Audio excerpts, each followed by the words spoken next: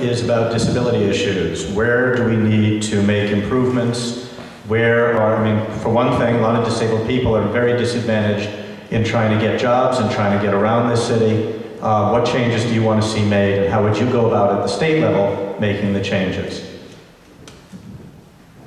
There's actually quite a few things here, so I'm going to try and see if we can get them in at a minute. Number one, we need to change this bizarre rule that has the accessorides not allowed to carry people over county borders, which is just some strange federal funding rule. We need to work around that.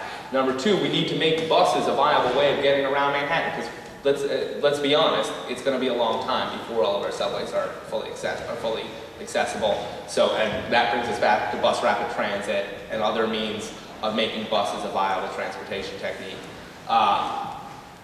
New construction obviously already has to be ADA compliant, so we're good there, but when we do rehabilitate older buildings, we do need to take these concerns into account.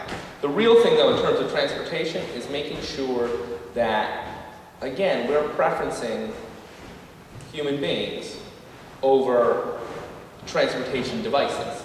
So what that means is better bus system, better accessoride system, and a recommitment to making all our Manhattanites accessible. Also, fixing elevators in public housing, by the way.